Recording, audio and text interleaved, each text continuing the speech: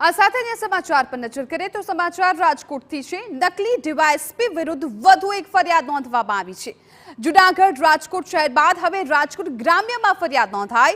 ઠગબાજ વિનીત દવે અને શૈલેન્દ્ર વ્યાસ વિરુદ્ધ ગુનો દાખલ કરવામાં આવ્યો। ઈપીએફઓ કચેરીમાં જુનિયર આસિસ્ટન્ટની નોકરીની લાલચે ઠગાઈ આચરી હતી। આરોપીઓએ 16.51 લાખ પડાવીને છેતરપિંડી આચરી હતી।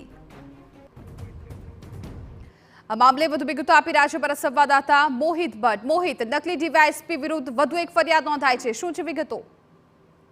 જે રીતે જૂનાગઢમાં નકલી ડીવાયએસપીના નામે એક વ્યક્તિ છે તે પકડાયો હતો અને તે લોકોને નોકરી આપવાના બહાને તેની છેતરપિંડી કરતો હોવાનું સામે આવ્યું હતું।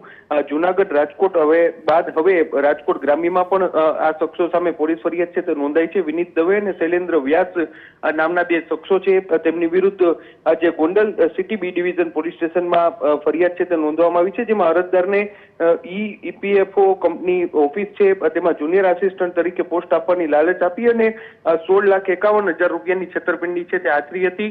જેને લઈને હવે પોલીસ દ્વારા તેની વિરુદ્ધ ફરિયાદ છે તે નોંધી અને આગળની કાર્યવાહી હાથ ધરી છે। ફરિયાદમાં વધુ એ પણ ખુલાસો થયો છે કે બે અરજદારો પાસેથી કુલ 34 લાખ રૂપિયાની છેતરપિંડી છે તે આચરી હતી। સમગ્ર મામલાને લઈને હવે પોલીસ છે તેમની સત્તાવાર ધરપકડ કરી અને આગળની કાર્યવાહી હાથ ધરશે। મહત્વનું છે કે આ બંને શખ્સો છે તેમના દ્વારા જૂનાગઢમાં અનેક લોકો સાથે છેતરપિંડી કરવામાં આવી હતી, ત્યારબાદ રાજકોટમાં પણ ફરિયાદ નોંધાઈ હતી અને હવે રાજકોટ ગ્રામ્યમાં આ ફરિયાદ નોંધાઈ હતી અને આખા કૌભાંડનો રેલો છે તે ગીર સોમનાથ સુધી પણ પહોંચ્યો હતો।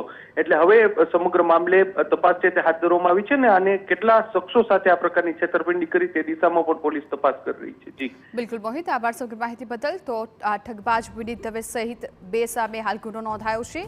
ઈપીએફઓ કચેરીમાં જુનિયર આસિસ્ટન્ટની નોકરીની લાલચે આચરી હતી ઠગાઈ।